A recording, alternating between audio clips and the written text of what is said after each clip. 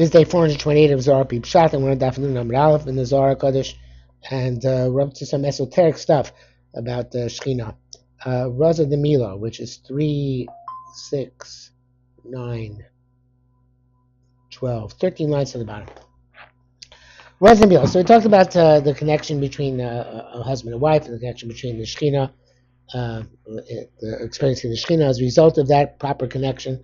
So now he gets into the secret of the matter. Raza de Mila, the secret of the matter. Imayla. Now, Imila is obviously a Chachma and Bina on high, and that's a very, very high place. So that Leishtakas Gabi Lechura, it is not found by the masculine. Elbzina is talking as Besa, only when she picks the house is fixed. And the masculine and feminine connect. Then Imayla Arikas Brachan. At that point, the Imayla bestows bracha, the bracha lon, to bring a bracha down to us. So Chachma and Bina have to connect. Bina is what extrapolates, what takes Chachma and applies it, understands it, applies it.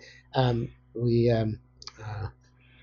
talk about, and I think in the first Baruch when I say the answer B'konei Hakol. I always translate B'konei Hakol for myself.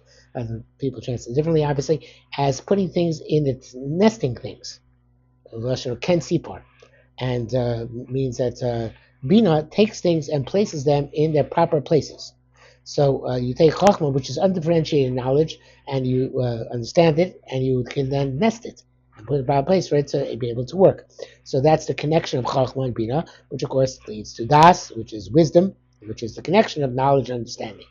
So here too, what we're referring to is the connection of Chachma and Bina on high is what allows the Shefa to come down below, because undifferentiated Shefa doesn't do us any good, or very little good. It has to be effectively put in its proper place. So therefore we need the Chachma and Bina to unite. Of course, if there's no Shefa, there's nothing to talk about. Bina can't operate either. So you need to have the Shefa, you need to have the then proper measurements and applications. So that's what happens on high. Okay, so that is the Abayla and the Imayla. So the Bruchalan, the Bruchalan Kigavna. I'm sorry, the Bruchalan, period. Kigavna do. Similarly, Ima Tata. Now, this is Ima Tata, evidently, that's on an abstract, very high level for the world, for Amis or whatever, but an individual level. You want to be Zohar to a level of understanding, connecting, I should say is a better term, to the Shechina. So you have to connect here down below in a similar way. There has to be a connection between your Chachma and your Bina. And obviously, evidently, since Bina is there, since we women have additional Bina, so therefore you want to work on your Bina. So then the way to do it is to paraphrase the pasuk says Mizkenim Esmonon from Nashim Esmonon. So the idea is that you have to understand how things go in their proper places, and that requires intuition. And that is the meaning of saying Nashim is their intuition. They have a capacity to intuit things which men don't have. So therefore, the idea is, and I should make this clear as I always do, doesn't necessarily mean that there aren't men who are intuitive and women aren't intuitive. These are abstract concepts in the Zohar. But this is the idea that when things are fixed, the interactions are taking place properly. The masculine comes to the feminine, right? And here it could be the male and female themselves. That's when we're going back and forth between them, right? The male comes to female. These become one. So Kedain Ima Tato Rikas Brachan Levir Chalan.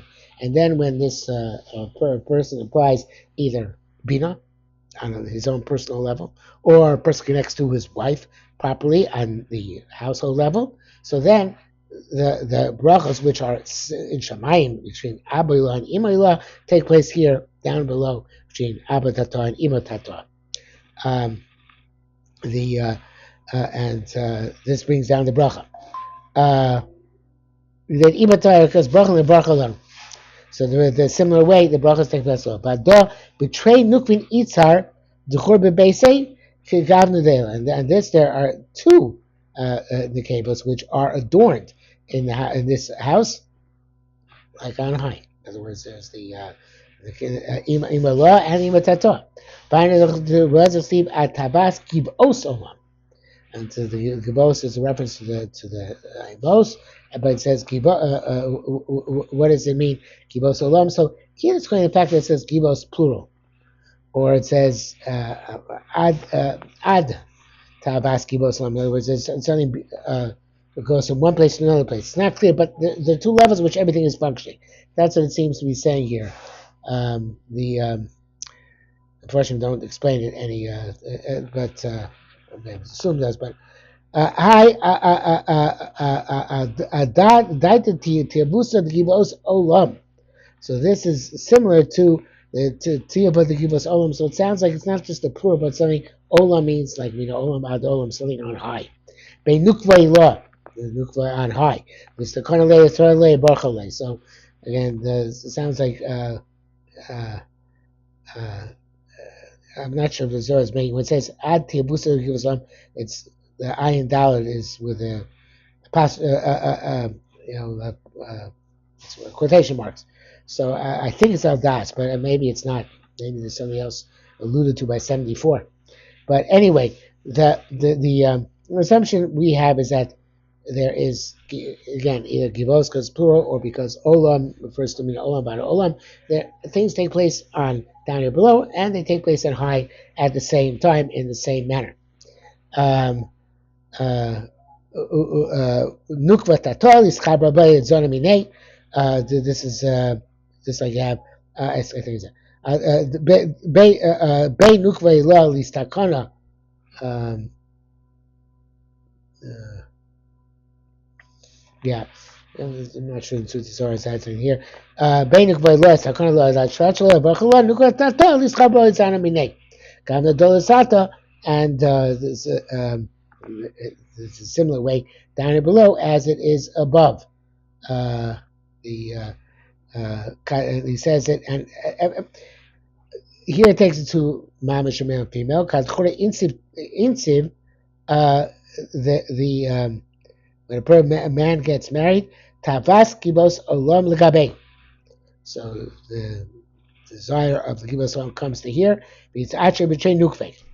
He gets again. Maybe it's not going kibos plural. He has two adornments, right? Chayla chatata, one on high, one below. And here it sounds like it's not just some idea, but actually marriage itself gives him this this this atora, this this um, um, I'll come back in a second. But Derech says the Shechina is Barach, Isha Shlachach, and I think that this is like the source for the. Probably have to look up somewhere somehow, but the source for not wearing a talis until you get married, because you only get that Torah, right? The talis says a Torah on it. Not everybody's Chabad have that Torah, but they have the idea of Oter Yisrael B'Sifara only comes when a person gets married and able to relate to his wife, and then he also has the or makif of the Shechina as well.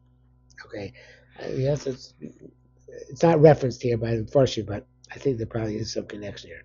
The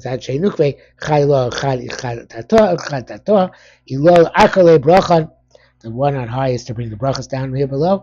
That he is sustained by his connection with her, and that is that he gets his capacity for dino shalabina, and by just chaver also probably enhances his midos and becomes susceptible for the shechina.